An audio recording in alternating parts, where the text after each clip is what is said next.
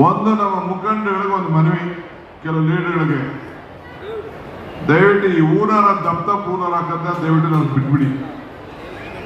ಆಮೇಲೆ ನಾನು ಬಂದ ತಕ್ಷಣ ನಾನು ಸುತ್ತ ನಿಂತ್ಕೊಳ್ಳೋದು ನಿಲ್ಲಿಸಿ. ಪಾಪ ಬೇರೆಯವರೆಲ್ಲ ಹೊಸದಾಗಿ ಬಂದು ಸೇರ್ಕೊಂಡಿದ್ದಾರೆ. ಬೇರೆ ಜನ ಬಂದು ನನ್ನನ್ನು ಭೇಟಿ ಮಾಡೋಕ್ಕೆ ಆಗ್ತಾ ಇಲ್ಲ. ಬಹಳ ಜನ ನನ್ನ ಕಾಗದ ಬರ್ದವ್ರೆ, ಚೀಟಿ ಕೊಟ್ಟವ್ರೆ, ನಿಮ್ಮನ್ನ ಭೇಟಿ ಮಾಡೋಕ್ಕೆ ಬಿಡ್ತಾ ಇಲ್ಲ ನಿಮ್ಮ ಲೀಡ್ಗಳು ಅಂತ.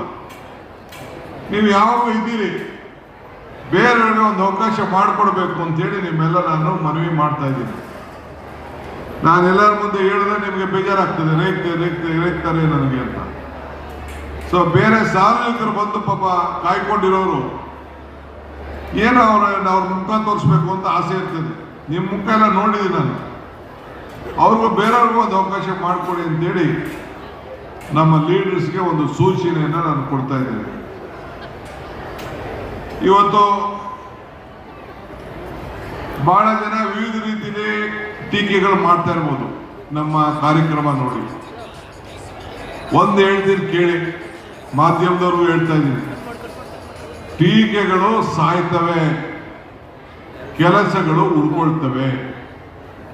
ನಾವೇನ್ ಕಾರ್ಯಕ್ರಮವನ್ನು ಮಾಡ್ತೇವೆ, ಜನರಿಗೆ ಯಾವ ರೀತಿ ಸ್ಪಂದಿಸ್ತೇವೆ, ಜನರ ಸಮಸ್ಯೆನ ಯಾವ ರೀತಿ ಬಗೆಹರಿಸ್ತೇವೆ, ಅವೆಲ್ಲ ಕೂಡ ಬದುಕಿ ಉಳ್ಕೊಂಡಿರ್ತಾರೆ. ಈಗ ದೇವಸ್ಥಾನಕ್ಕೆ ಜನ ಏಂತಕ್ಕೆ ಹೋಗ್ತಾರೆ, ದೇವರಿಗೆ ಏಂತ ಕೈ ಮುಗಿತಾರೆ. ಹನುಮಂತಯ್ಯನವರು ವಿಧಾನಸೌಧದ ಮೇಲೆ ಸರ್ಕಾರಿ ಕೆಲಸ ದೇವ್ರ ಕೆಲಸ ಅಂತ ಯಾಕೆ ಮಾಡಿದ್ರು? ಈ ಎಲ್ಲ ಇಷ್ಟು ಅರ್ಜಿಗಳನ್ನ ಕೊಡ್ತಾ ಇದಾರಲ್ಲ, ಈ ಅರ್ಜಿಗಳನ್ನ ತೊಂದರೆ ಇದ್ದಕ್ಕೆ ಮಾತ್ರ ಬಂದು ಕೊಡ್ತಾ ಇದ್ದಾರೆ. ಪೆನ್ಷನ್ ಇಲ್ಲ, ಖಾತೆ ಇಲ್ಲ, ಪೋಡಿ ಇಲ್ಲ, ಮನೆ ಇಲ್ಲ, ಸೈಟ್ ಇಲ್ಲ,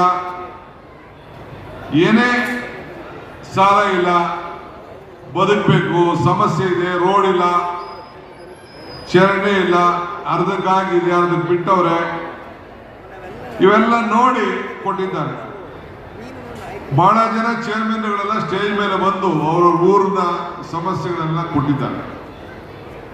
ಅದು ಕೂಡ ನಾನು ಗಮನಿಸ್ತೇನೆ. ನೆನೆ ಮುಖ್ಯಮಂತ್ರಿಗಳ ಹತ್ರ ಮಾತಾಡಿದ್ದೇನೆ ಸಾಯಂಕಾಲ. ಅವರು ಸ್ಪೆಷಲ್ ಗ್ರಾಂಟ್ ಕೊಡ್ಲಿಕ್ಕೆ ಒಪ್ಕೊಂಡಿದ್ದಾರೆ.